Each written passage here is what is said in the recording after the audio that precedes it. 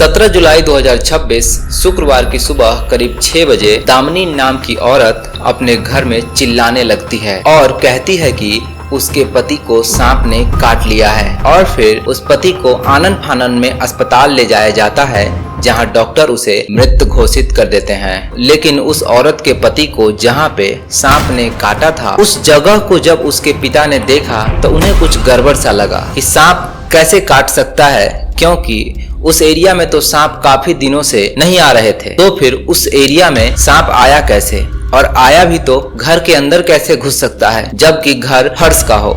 अगर घर खपरैल मकान हो या मिट्टी का घर हो, सांप आने की संभावना 100% होती है। बट घर अगर मकान है, सीमेंट बालू का बना हुआ है, कोठा बना हुआ है, तो उसमें सांप कैसे आ सकता है। इसी सत्य के आधार पर मृत बेटा के पिता ने पुलिस को यह घटना के बारे में बताता है, तो मामला कुछ और ही निकलता है। Okay, let's go to understand this case. इसमें क्या हुआ था? उस औरत के पति को सांप ने काटा था या कटवाया गया था, या पैसे की वजह से मर्डर किया गया था, या प्यार था, या छिनरई था, या केवल सेक्स था और औरत का दिमाग खराब हो गया था, या फिर उस औरत के दिमाग घुटने में था। आइए हम इस केस की डिटेल के बारे में जानने की कोशिश करते हैं। साल था 2018। हस्तिनापुर की एक कॉस्मेटिक की दुकान पर अतुल और दामिनी की पहली मुलाकात हुई थी। यहीं से दोनों के बीच बातचीत और नजदीकियां बढ़ जाती है। दोनों एक दूसरे से बेहद प्यार करते थे। रिपोर्ट्स के मुताबिक दामिनी ने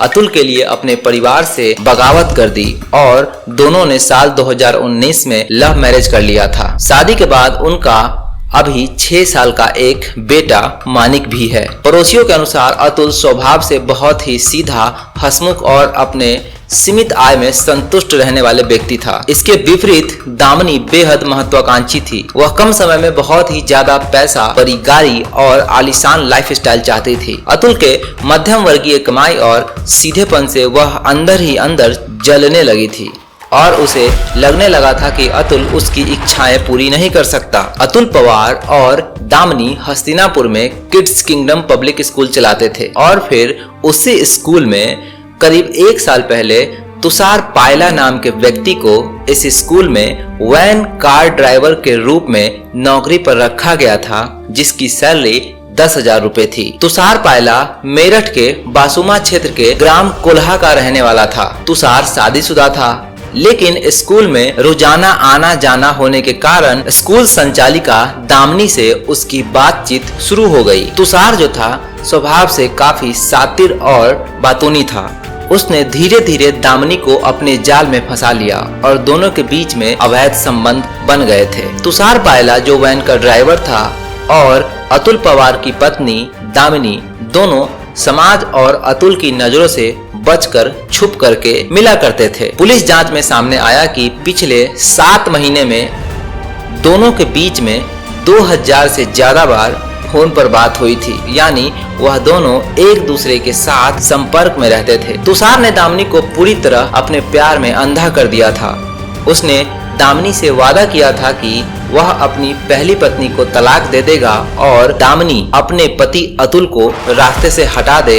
इसके बाद दोनों शादी करके एक नई जिंदगी की शुरुआत करेंगे। अतुल पवार और उसकी पत्नी दामिनी के रिश्ते में दरार केवल मनमुटाव तक सीमित नहीं रहा, बल्कि इसमें 20 लाख रुपए की लाइफ इंश्योरेंस पॉलिसी का भी लालच था। दामिनी और तुषार ने सोचा कि अगर वो दामिनी अतुल से तलाक ले लेती है तो उन्हें कुछ नहीं मिलेगा, लेकिन अगर अतुल की प्राकृतिक मौत हो जाती है, जैसे सांप के काटने से अगर हो जाए, तो 20 लाख का क्लेम भी मिलेगा और वह दोनों शादी करके ऐश की जिंदगी जी सकते हैं। तो तुषार जो स्कूल का वैन ड्राइवर है और जो उसकी पत्नी है अतुल पवार को मारने के लिए प्लान बनाना स्टार्ट कर देते हैं। 29 जून 2026 को पहले प्लान के अनुसार तुषार और दामिनी ने अतुल को मारने के लिए, अतुल जब मोटरसाइकिल से किसी काम के लिए बाहर जा रहा था तो तुषार ने एक अर्टिका कार से अतुल की बाइक को पीछे से जोरदार टक्कर मार दी। टक्कर बेहद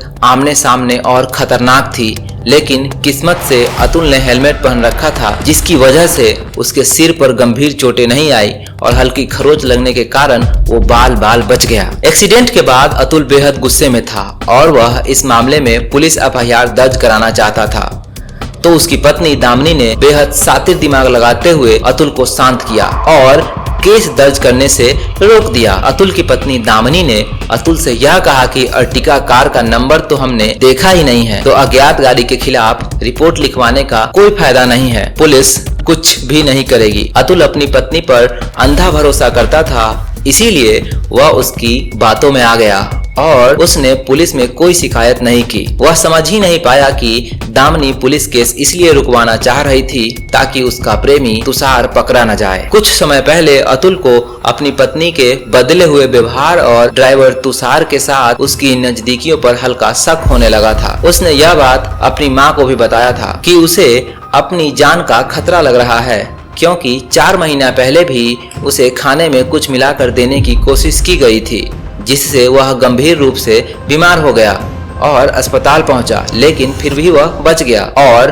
20 दिन पहले उसकी बाइक को अर्टिगा कार से टक्कर मारी गई थी। यहाँ पे दामिनी और तुषार का 2 प्लान फेल हो जाने के बाद वह तीसरे प्लान को एग्जीक्यूट करती है, नेचुरल मौत, ताकि उसको 20 लाख रुपए का लाइफ इंश्योरेंस पॉलिसी का क्लेम भी मिल सके। तीसरा प्लान करने से पहले उसकी पत्नी दामिनी ने इंटरनेट पर सर्च किया कि सांप के काटने से हुई मौत को लोग प्राकृतिक मान लेते हैं, जिसके बाद उन्होंने जुलाई 2026 की शुरुआत में सांप वाले प्लान पर काम करना शुरू कर दिया। दामिनी और उसका बॉयफ्रेंड तुषार पहले इंटरनेट पर यह सर्च किया कि साइलेंट किलर नाग यानी कि कोबरा कौन सा है, तो तुषार और दामिनी को यह पता चला कि कॉमन करईत सांप के दांत बहुत छोटे होते हैं, जिसके काटने पर इंसान को दर्द का एहसास नहीं होता है और वह नींद में ही कोमा में चला जाता है।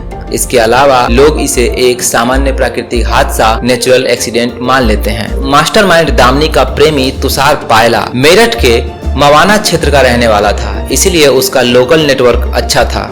उसने हस्तिनापुर के ही रहने वाले 2 स्थानीय सपेरा सोनू कुमार और उदय कुमार से संपर्क किया। तुषार ने सपेरों को बताया कि अतुल के नाम पर 20 लाख रुपए की लाइफ इंश्योरेंस पॉलिसी है। उसने सपेरों को इस हत्या में मदद करने के लिए 15,000 रुपए एडवांस कैश दिए। इसके साथ ही वादा किया कि जैसे ही इंश्योरेंस का पैसा पास होगा वह उन्हें 5 लाख का बड़ा हिस्सा देगा। इस भारी रकम के लालच में आकर के सपेरे सोनू और उदय ने हस्तिनापुर के आसपास के ग्रामीण जंगल वाले इलाके से एक बेहद जहरीला करैत सांप पकड़ा और उसे एक प्लास्टिक के डब्बे में बंद कर दिया। जो सपेरा था सांप देने के बाद तुषार को समझाया कि सांप को तुरंत इस्तेमाल नहीं करना है। साजिश के तहत उस करैत सांप को 2 से 3 दिनों तक प्लास्टिक के डिब्बे में पूरी तरह भूखा रखा गया। ऐसा इसलिए किया गया ताकि भूख और गुस्से के कारण सांप अत्यधिक आक्रामक हो जाए और डिब्बे से निकलते ही सामने वाले पर सीधा हमला कर दे। और उस डिब्बे वाले सांप का एक पिक्चर क्लिक करके तुषार ने दामिनी को सेंड किया था। बाद में उस पिक्चर को ऑल डिलीट कर दिया। उसके बाद 16 जुलाई की रात जब दामिनी ने अतुल को नींद की गोलियां ओवरडोज दे दिया। अगर आप किसी को मतलब दामिनी पहले नींद की गोली देकर के उसको सुला देती, किसी को भी अगर कोई नॉर्मल इंसान है उसे आप एक नींद की गोली खिला देते हो तो वो लगभग 2 दिन तक सोया ही रहेगा, उठेगा ही नहीं। इस केस में ऐसा है कि 5 से 10 गोलियां खिला दिया था उसकी पत्नी ने उसको, तो आधा तो वही मर गया था। उसके बाद करीब 2 बजे दामिनी का प्रेमी तुषार जो कि वैन ड्राइवर था और सपेरा उदय खुद उस डिब्बे वाले सांप को हाथ में लेकर अतुल के किराए के घर हस्तिनापुर पहुंचे। उदय जो कि सपेरा है उसकी मौजूदगी में ही उस भूखे सांप को अतुल के बिस्तर पर चादर के अंदर छोड़ा गया। सांप ने सोए हुए अतुल को पैर और हाथ पर कई जगह पे डस लिया और फिर अतुल की मृत्यु हो जाती है। अतुल मर जाता है और पत्नी और उसके बॉयफ्रेंड ड्राइवर का मंसूबा कामयाब हो जाता है। उसके बाद 17 जुलाई की सुबह करीब 6 बजे दामिनी ने अचानक शोर मचाना शुरू कर दिया। उसने आसपास के लोगों और मकान मालिक को बताया कि कमरे में एक सांप घुस गया है और उसने सोते हुए अतुल को काट लिया है। अतुल को तुरंत नजदीकी सामुदायिक स्वास्थ्य केंद्र तक ले जाया गया, जहां डॉक्टरों ने उसे मृत घोषित कर दिया। इस दौरान घर के अंदर मौजूद उस सांप को स्थानीय लोगों और पड़ोसियों ने लाठी डंडों से मार दिया।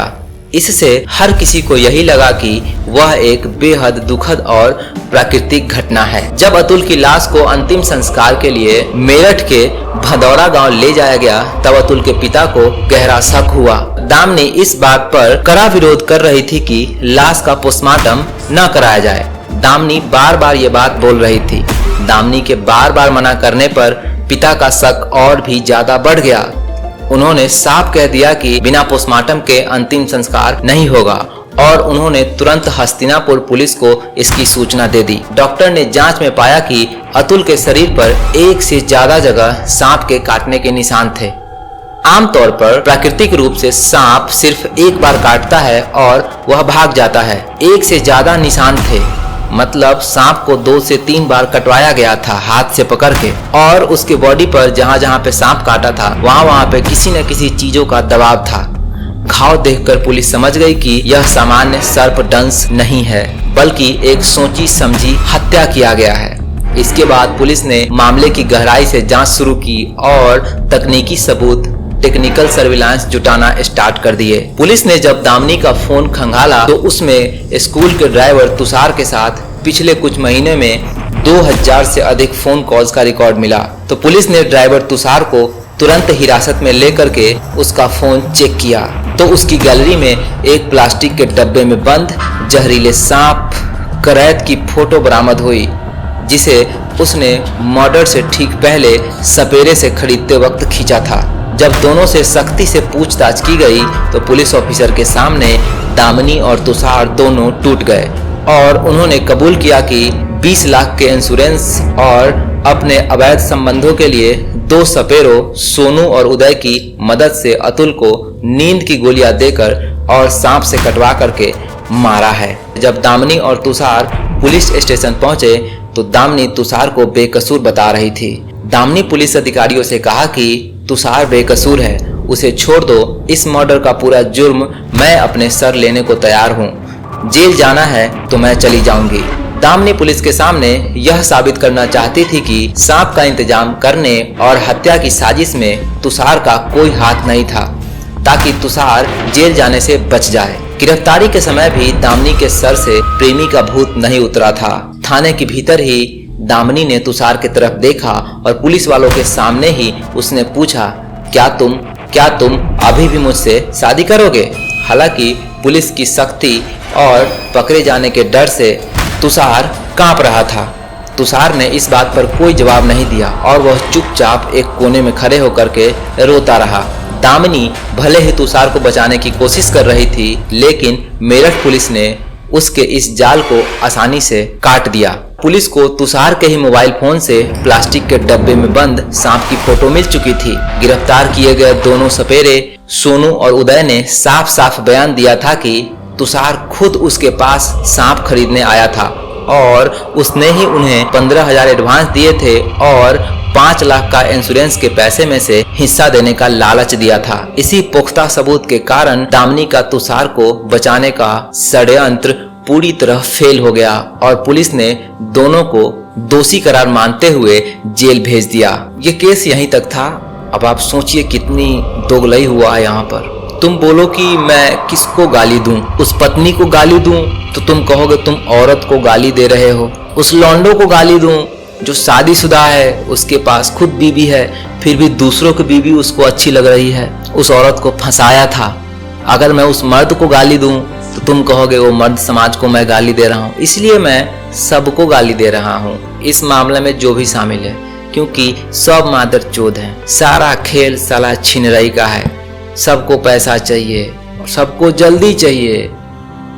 धन्यवाद। Have a nice day and do subscribe my dear friends if you are new in this channel. Thank you.